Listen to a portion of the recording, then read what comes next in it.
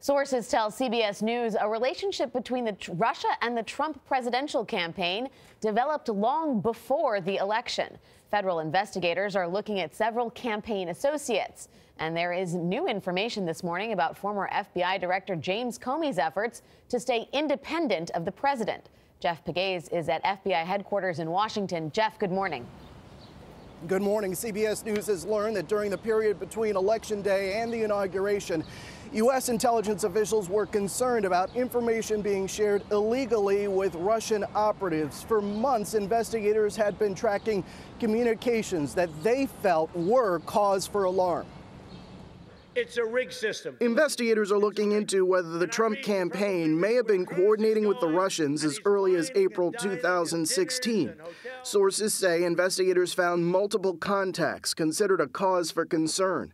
A former U.S. government official tells CBS News you could see the hallmarks throughout, including conversations picked up by electronic intercepts. The FBI is scrutinizing former Trump campaign chairman Paul Manafort, Foreign Policy Advisor Carter Page, and the former National Security Advisor Michael Flynn. He saw his role as protecting the FBI from the White House. Benjamin Wittes, a friend of former FBI Director James Comey, said Comey told him how the president put him on the spot 2 days after the inauguration. He stands in the part of the room that is as far from Trump as it is physically possible to be.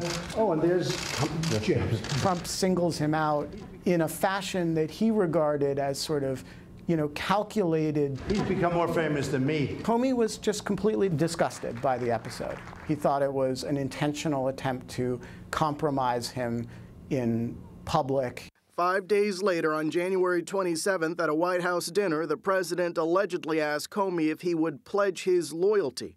On February 13th, Flynn was forced to resign after misleading Vice President Pence about his contacts with the Russian ambassador.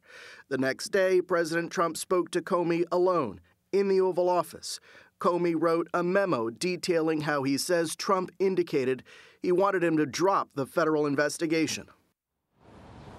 In recent days, the pressure has been on the former FBI director to make those memos public and to testify again on Capitol Hill. But some members of Congress indicating that since the appointment of the special counsel, that may complicate efforts to bring Comey back on Capitol Hill to answer questions again. Charlie. Thanks, Jeff.